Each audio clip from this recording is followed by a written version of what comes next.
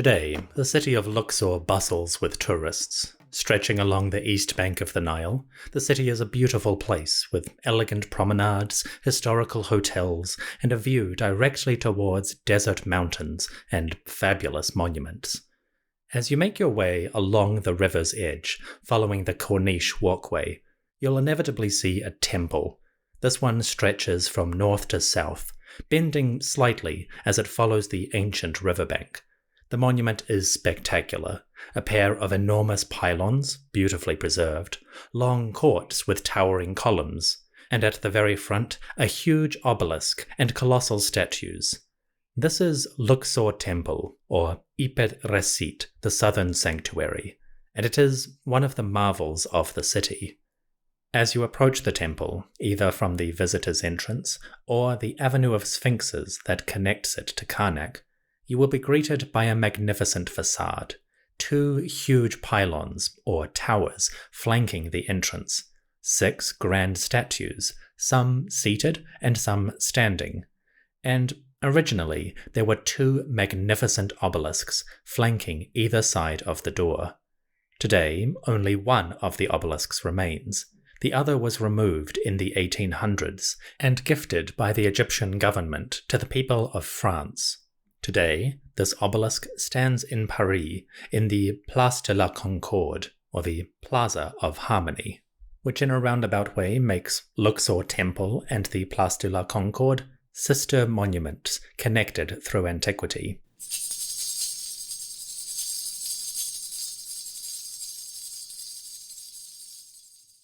When Ramesses first took power in 1292 BCE, he spent a couple of months in Waset, modern Luxor. We have covered some of his major projects there, especially the Opet festival, in which the great gods of Per-Ankh, namely Amun-Ra, Mut, and Khonsu, left their hidden shrines and came out before the people. Golden statues, borne aloft by priests and guarded by soldiers, made a procession southward. They visited the temple called Ipet-Resit, the southern sanctuary. This is Luxor Temple, as we know it today. Luxor Temple is one of the finer monuments in a city that is packed with wonderful history. It is beautifully preserved. The 2 pylon towers at the entrance are in excellent condition, covered with hieroglyphs and art. Beyond these pylons, you will find extensive courtyards, mighty columns, and towering statues. A huge portion of this temple was constructed for Ramesses II. In year 1 of his reign, Ramesses visited Luxor Temple. At that time, the monument was still half-built compared to what we know today. The inner sanctuaries, they were done, along with a couple of courtyards and impressive columns erected by pharaohs like Amenhotep III and Tutankhamun.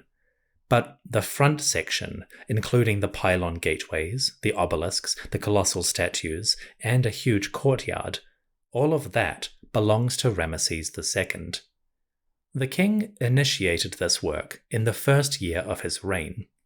Well, to put it more accurately, large sections of the work were actually started by Ramesses' father, Seti I.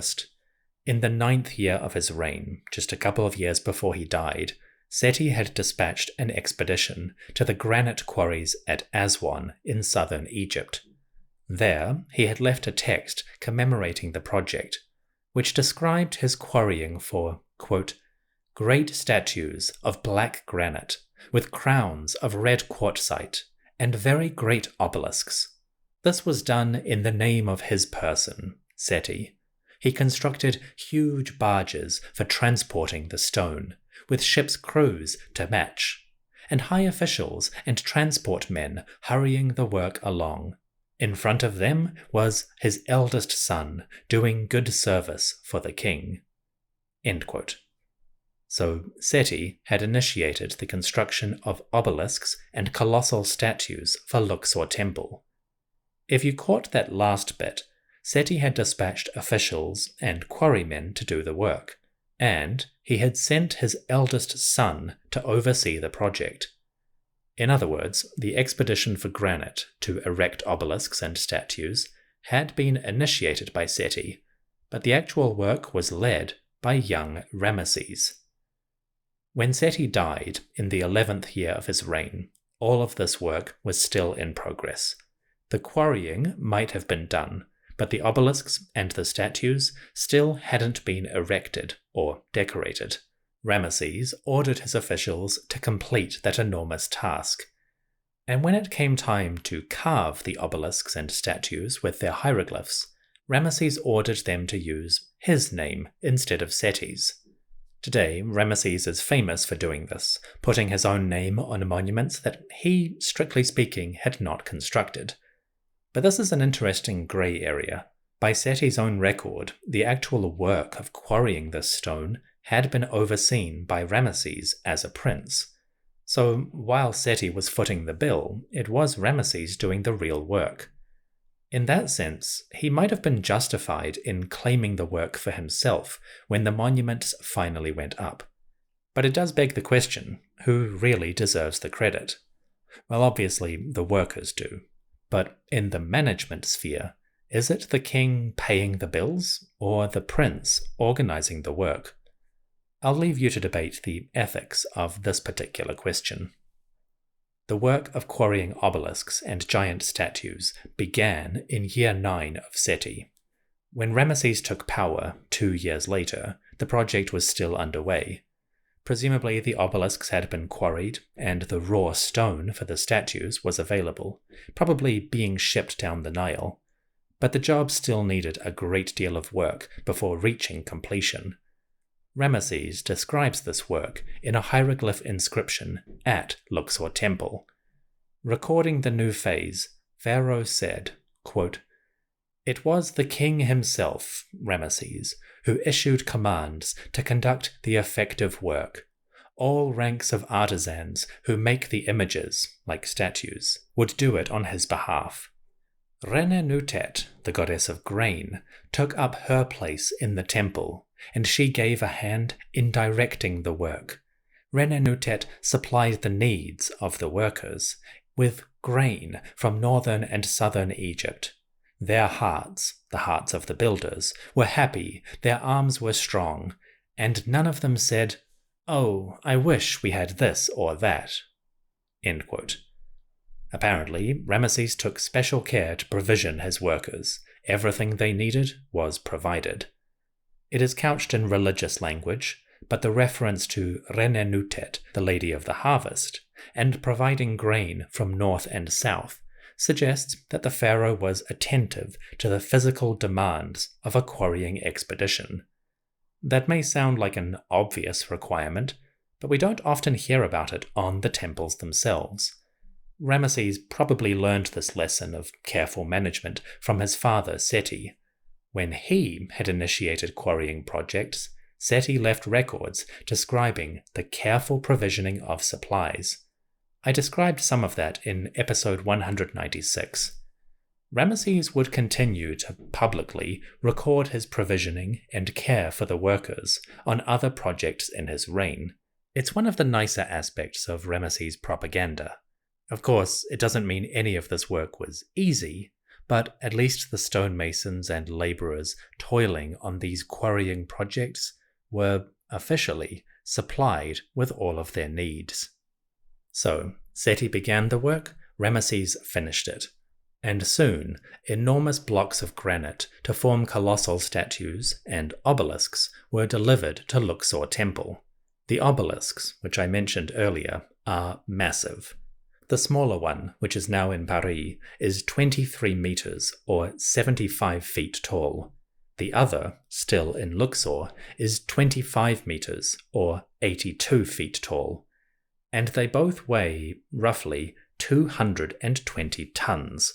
The granite monoliths are enormous symbols of pharaonic piety and the religion of the great creator, Ra. The exact symbolism of the obelisk is a matter of debate among scholars, but it seems to have something to do with the sun's rays or certain atmospheric phenomena that sunlight can cause. The Egyptians immortalized this light in the form of these great tapering monoliths, with a sharp peak that we call the pyramidion at the top. For the Egyptians, that peak was the benben, a stone version of the primeval mound, the first piece of earth that emerged from the infinite waters at the very start of creation. So an obelisk is not just a pretty piece of stone adorning a temple, it is a sacred monument in itself, an offering to the sun god, and a physical representation of his power.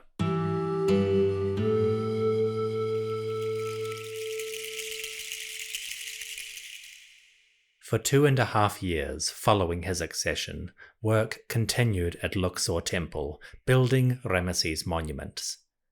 Finally, the project was complete. In year 3, the 4th month of Akhet, the flood season, around November, Ramesses officially inaugurated his new monuments at Luxor Temple. We know that date because the king commemorated it with a grand inscription on the pylon gateway. The pharaoh said, quote, "The work was finished in year 3, the 4th month of Akhet, day something. It was made in all of its work, being the craft of Ptah. It was made of granite from Abu, or Elephantine, with precious stones. Its perfect name is the noble shrine within the temple of Ramesses, who is united with eternity." End quote. The pharaoh celebrated the completion of these works. Maybe there was a grand festival, with bread, beer, vegetables, and meat distributed to the workers and to the priests. It was a magnificent accomplishment.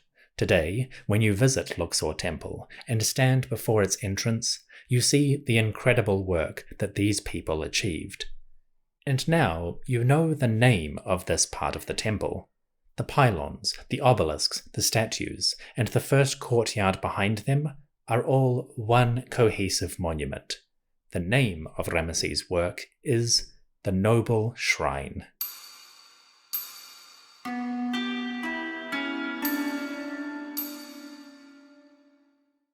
When Ramesses celebrated the completion of work at Luxor, he probably did so in spectacular fashion, and to immortalize the process, the king left his dedication text.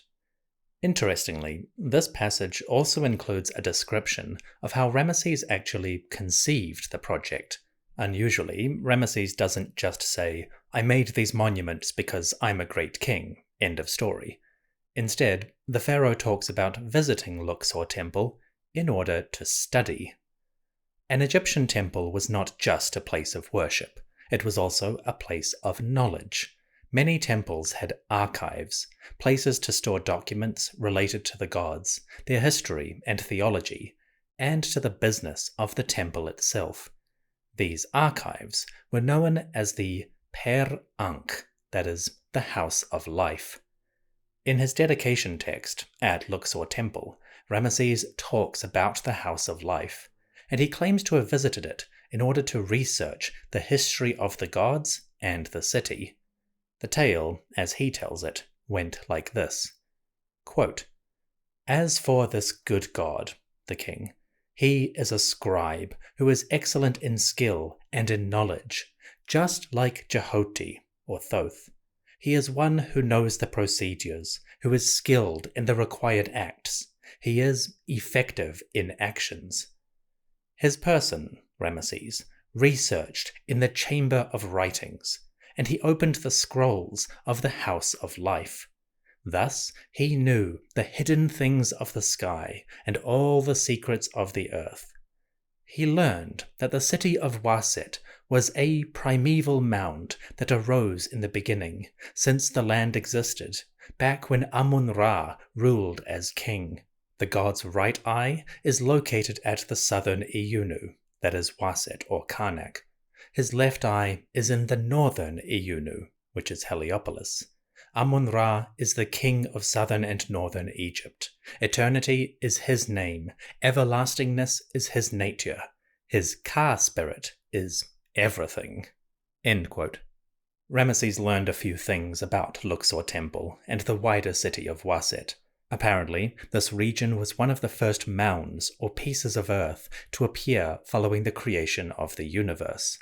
That is a common motif in many temples. You'll find similar texts that call Iyunu, Heliopolis, Men-Nefer, Memphis, and Iyunet, Dendera, as primeval mounds that began at the start.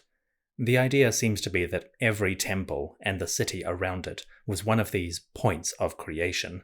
But Ramesses' declaration made it official.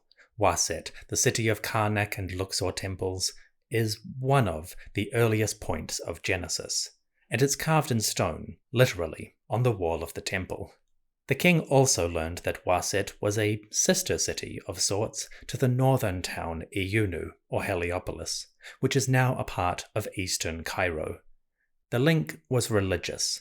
Both cities were eyes of Ra, the left and the right respectively. The Eye of Ra is a complicated concept. It can apply to places, like a city or a temple, but also to deities. Most notably, a group of goddesses bear the title the Eye of Ra. We'll explore it more fully another time, but Ramesses mentions it, so it's worth a brief explanation. The concept of Ra's eye, or Iret, is kind of a metaphor for Ra's rule and actions.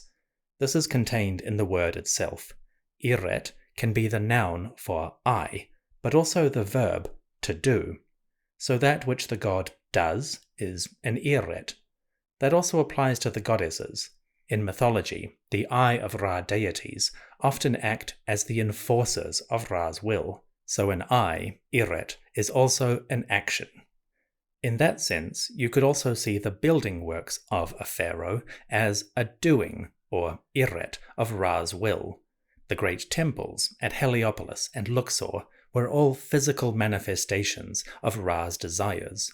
From that perspective, the Eye of Ra that Ramesses describes is not just the city, but the actions taken by rulers to create magnificent monuments within those cities. In short, everything that Ramesses or his ancestors did for the god was an Iret, a doing or an Eye of Ra. That is a very brief summary of the concept. There's a lot more that we could talk about, and we'll explore that in the future. For now, let's stay on the human plane and focus on Ramesses' studies within the Temple of Luxor. Pharaoh speaks of how he visited the Per-Ankh, the House of Life, to learn the secrets of the god and city. We haven't visited a House of Life before, so if you'll indulge me, I'd like to describe it briefly. The House of Life was an institution connected with temples. It was partly an archive or a storehouse for documents, especially religious texts. Physically, the House of Life preserved these documents and the writing upon them, helping them to endure or live forever.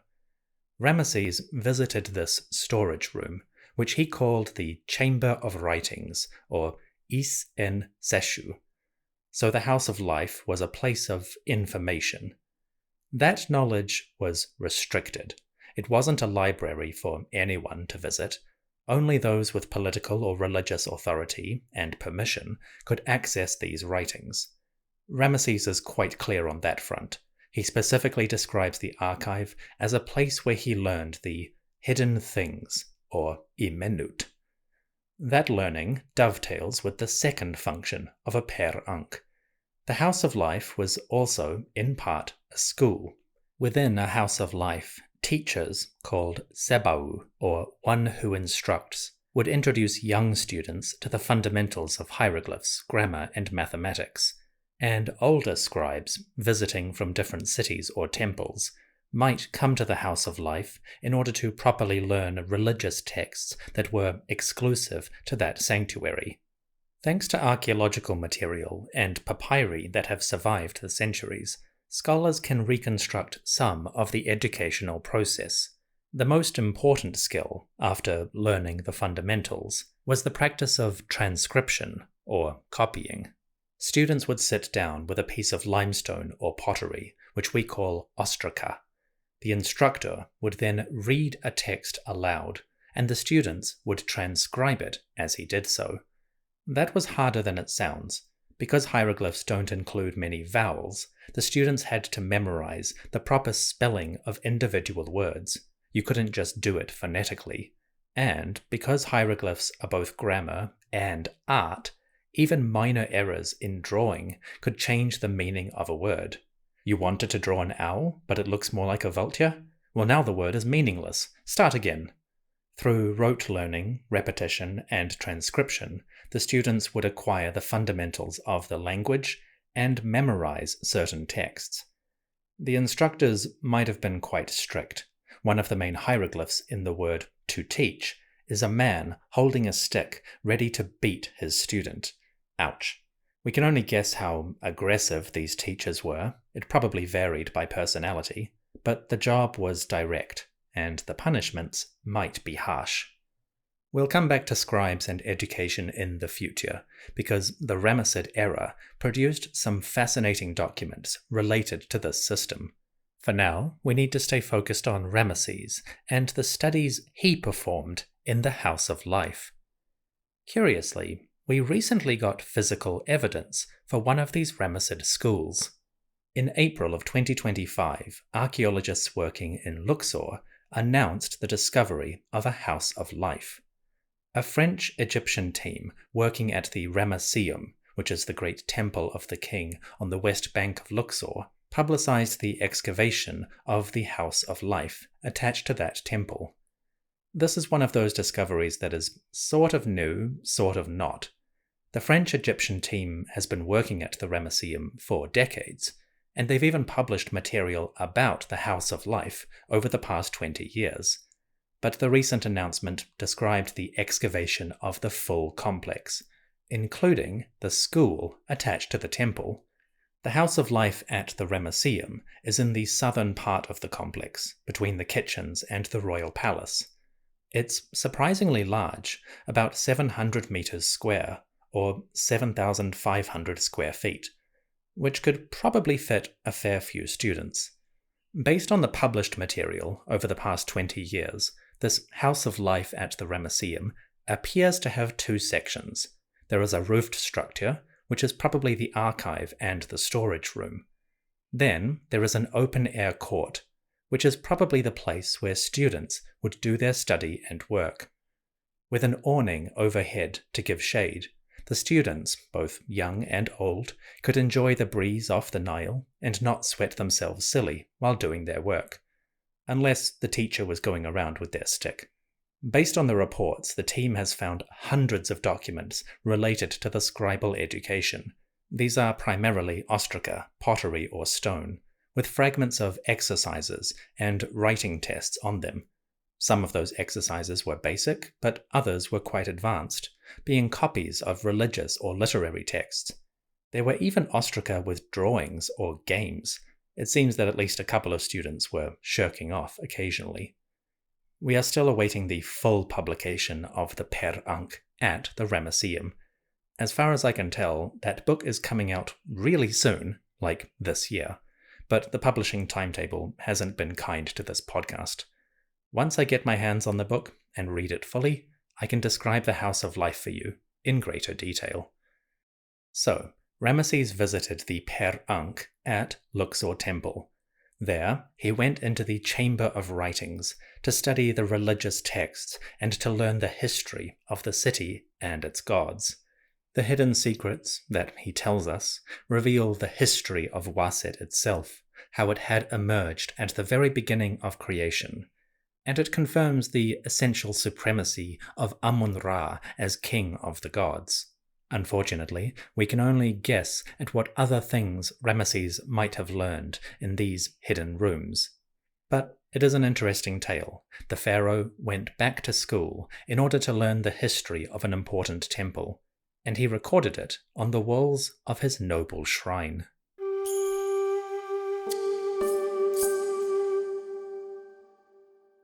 Through the first 2.5 years of his rule, workers and architects laboured to build grand monuments for Ramesses II at Luxor Temple. This project had started under Seti I, but Ramesses, as a prince, had led the early organisation. Now, as king in his own right, Ramesses felt justified in claiming the entire work for himself. This renaming, or usurpation if you prefer, was perhaps somewhat justified in the circumstances. In the years to come, though, the king would do it more and more often, with less and less basis. It will be a recurring theme in Ramesses' monuments. To plan his works, or Iret, for Amun-Ra, Ramesses went back to school. He studied in the House of Life, the chamber or writings and secret knowledge at the great temples. At least one of these houses has now been identified, across the river at the Ramesseum. We look forward to learning more about it as the fieldwork is published.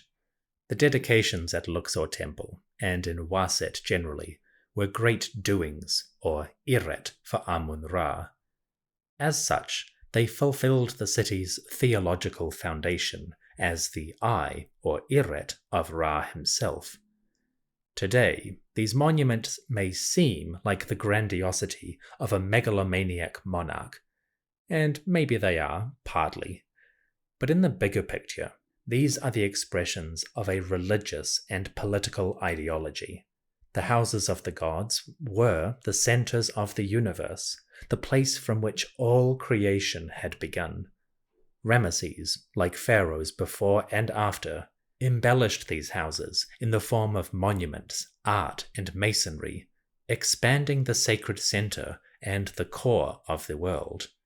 Like a great basilica, cathedral, mosque, synagogue, pagoda, stupa, wat, mandir, or shinjon, these places of worship were an expression of kingly and divine will, and they stand, to this day, silent witnesses to the ancient piety.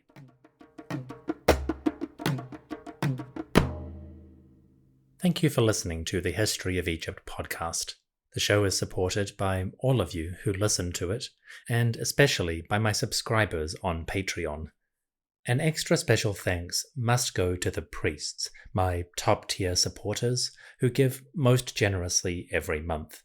Special thanks to Linda, Eric, Terry, TJ, Yola, Mycost, Andy and Chelsea, Nidin, Ashley, Daniel, Veronica, James, Jeffrey, Jeanne, Karen, Cien, Dan, Chris, James, and Set Nacht.